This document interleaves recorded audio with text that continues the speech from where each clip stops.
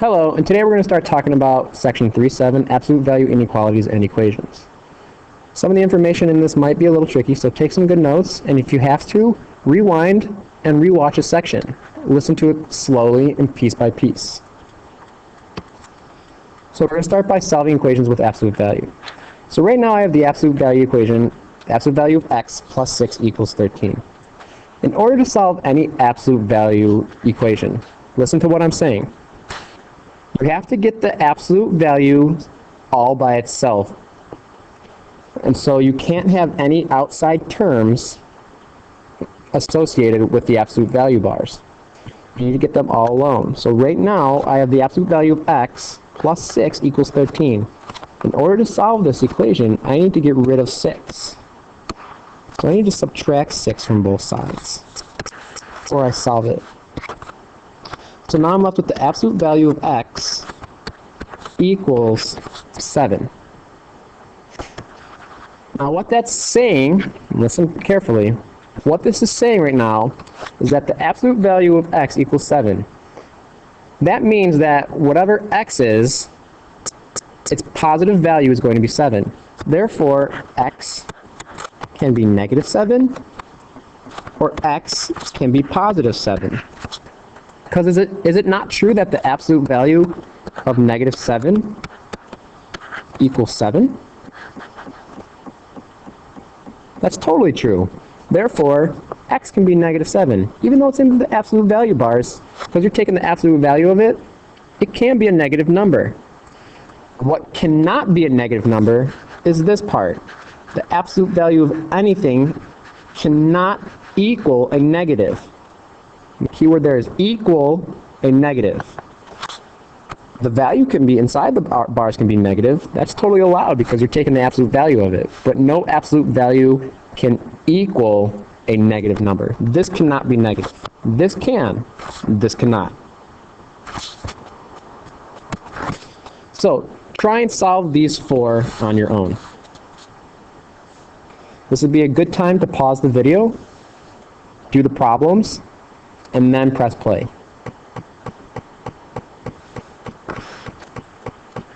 So I'm going to add 3 to both sides.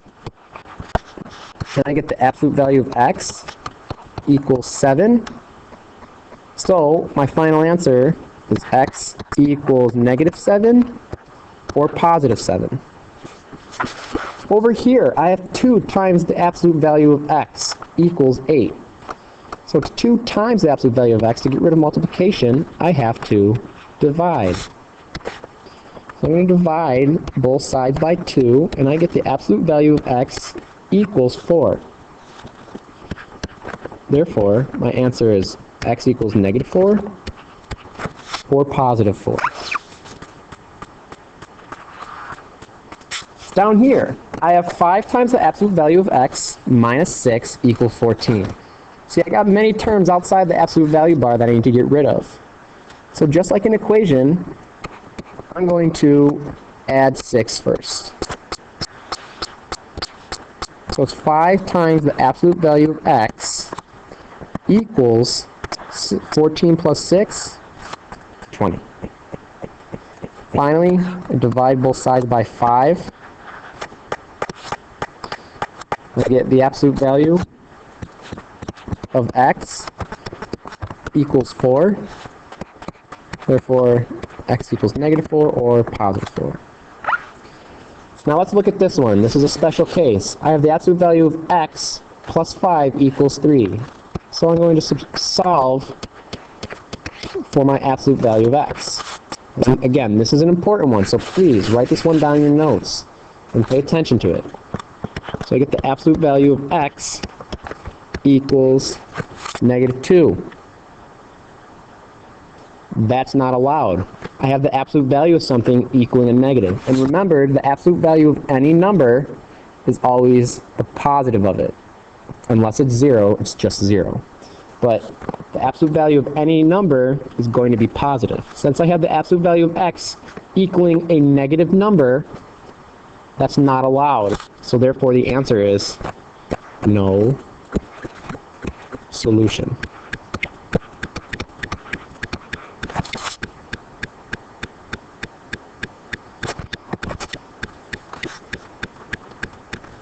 So remember that if we have the absolute value of a equals b, and where a represents a variable expression, for example, x minus 2, that's a variable expression right here. There's no equal sign in it, it's just an expression. So the absolute value of a variable expression equals b, then the expression itself, the absolute value of it, equals b or negative b. Because remember, anything inside the parentheses can either be positive or negative, because you're taking the absolute value of it. The only thing that cannot be negative is this part. X minus 2 can equal positive or negatives, because it's basically saying I have x minus 2. That equals 6. Well, is it not true if I took the absolute value of x minus 2 equals negative 6? If I took the absolute value of x minus 2, isn't that going to equal positive 6? Just like if I took the absolute value of negative 7, that equals positive 7. But negative 7 equals negative 7. But I'm plugging it in and I'm taking the absolute value of it, so it's positive. Same thing. I'm taking the absolute value of x minus 2, and either has to equal positive 6 or it has to equal negative 6. But when I take the absolute value of it, it's always going to equal positive 6. So solve for x. X equals 8, or add 2 to both sides, x equals negative 4. If I plug either of these values in for x, I'm going to get the absolute value of it equaling 6. So remember, when you're doing this, that the absolute value of a equals b, then a equals b and a equals negative b. Write that down. Make sure you have this down. Notice that there were two answers to the equation that are not opposites. For example, it wasn't negative 5 and positive 5. They are two different numbers that were not opposites. That's normal, especially with algebraic expressions in absolute value bars, like right here. Don't be alarmed. It's okay. So I have the absolute value of 3x minus 6 equals 9. Try this one on your own. Okay, so it's either going to be 3x minus 6 equals 9, or 3x minus 6 equals negative 9. Solve for x. I'm going to add 6 to both sides. We get 3x equals 15. Divide both sides by 3. X equals 5. Over here, I have 3x minus 6 equals negative 9. I'm going to add 6 to both sides. I get 3x equals, 3x equals negative 9 plus 6, negative 3. Divide both sides by 3. X equals negative 1. So x can equal 5 or x equals negative 1. And again, remember, the absolute value of a number is its distance away from 0 on the number line. So if I have the absolute value of x equals 5,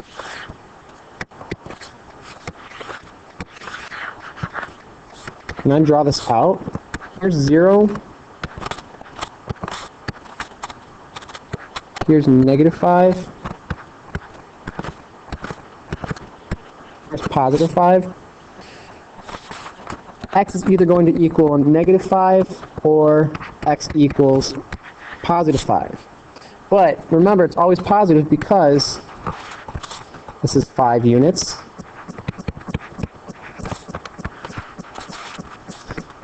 And this is 5 units away. Absolute value means the number of units away from 0.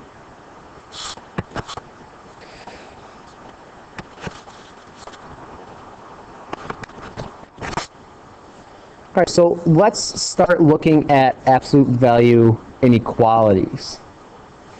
So you can write absolute value inequalities as compound inequalities. The graphs below show two absolute value inequalities. So over here I have the absolute value of n minus 1 is less than 3. And over here I have the absolute value of n minus 1 is greater than 3. So what this is saying right here is that the absolute value of n minus 1 has to be within 3 units of 0. It has to be less than 3, so it has to be within, it has to be less than 3 units from 0.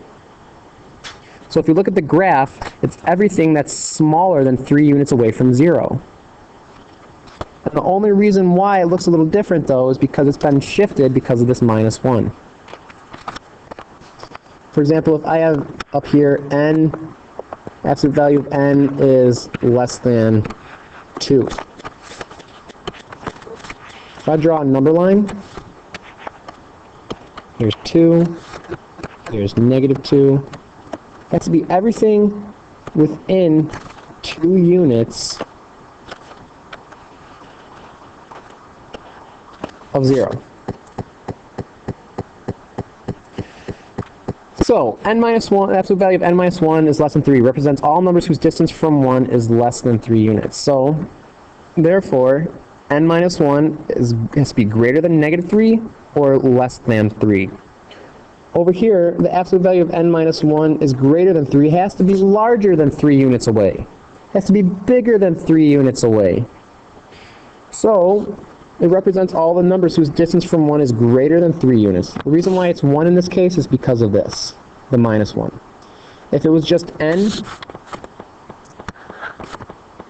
is greater than 3,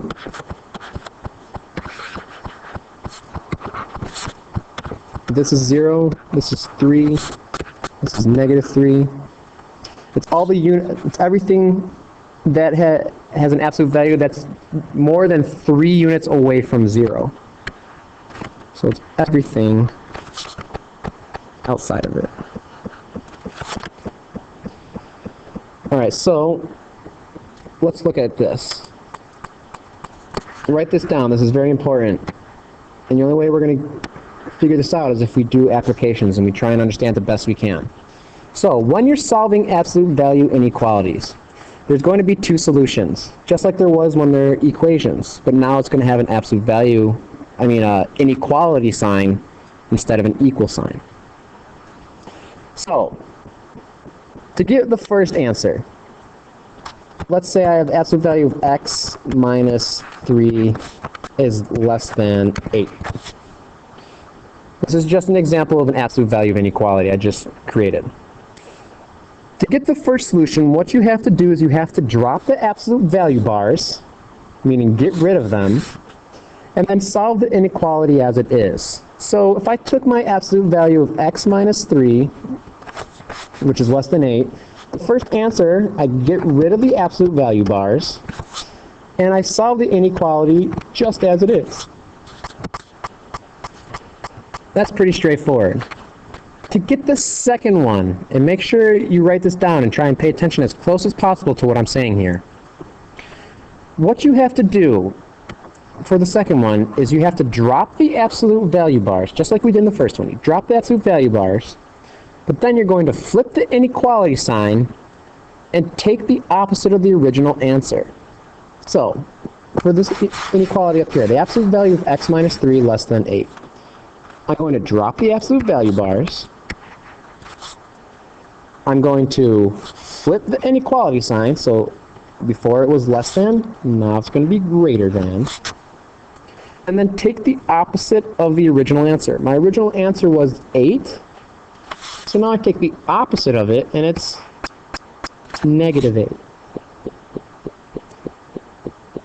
Once you solve all these inequalities for what they are, so x is less than 11, x is going to be greater than negative 5. You now have your answers. These are the 2 ways to solve the absolute value inequalities. So, let's look at this one together. The absolute value of y minus 5 is less than or equal to 2. So the first one, we're just going to drop the absolute value sign bars, and solve the inequality as it is. So I dropped the bars, and I kept the sign and the number. So I have y minus 5 is less than or equal to 2. Add 5 to both sides. Y is less than or equal to 7. Then I get y minus 5. I drop the absolute value bars. I'm going to flip the sign, and then I'm going to take the opposite of my answer. So y minus 5 is greater than or equal to negative 2. And then I'm going to add 5 to both sides. And I get y is greater than or equal to positive. So if I graph this equation,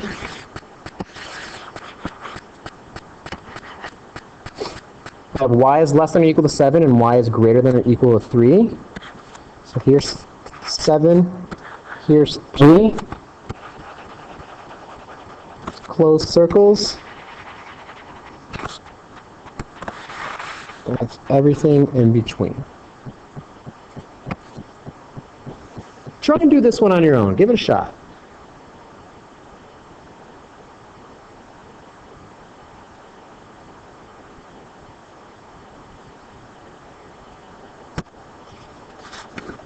So I'm going to drop the absolute value bars.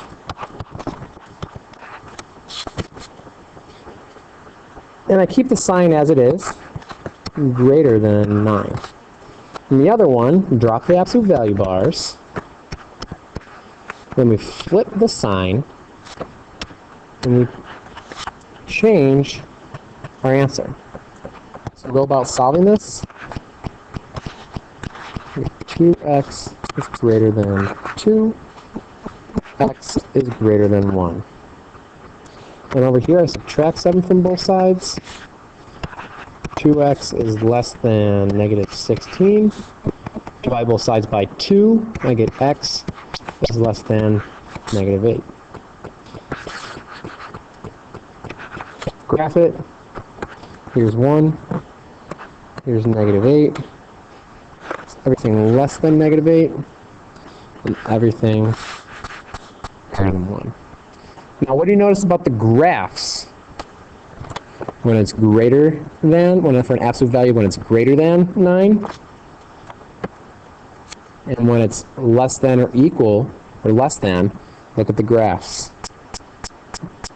Let you try and make that connection. When it's less than, look at the graph. When it's greater than, look at the graph. All right, and what about these two?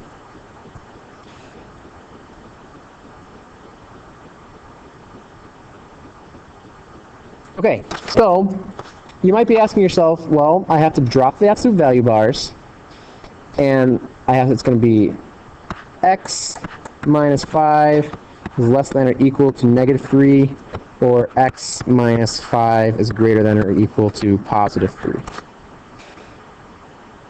If you went about that route, wrong. So, I'm going to put a giant cross through it. Because what this is saying right here is, look at it carefully, it's saying the absolute value of x minus 5 is going to be less than or equal to negative 3. But can the absolute value of anything equal a negative more or less be negative than, smaller than a negative? And the answer is no. There's no way the absolute value of anything can be less than a negative number. Because that means that the absolute value of x minus 5 is always going to be some sort of negative number. That's not possible. You can't have the absolute value of anything be a negative. So the answer is no solution.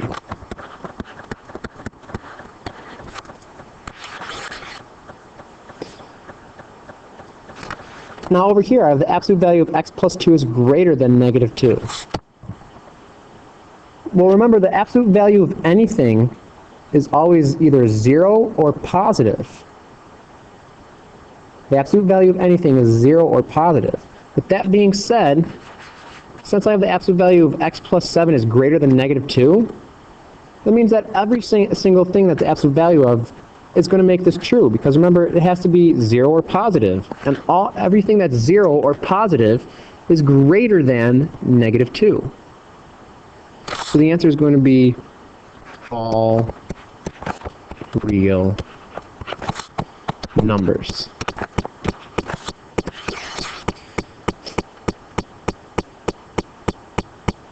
So that's the lesson. I hope you enjoyed it. There will be no Kia quiz for this tonight. I will not be at school this Friday, so there will be no Kia quiz for this, but please, I'm glad you took notes, and I hope you have a nice day tomorrow. Okay, bye.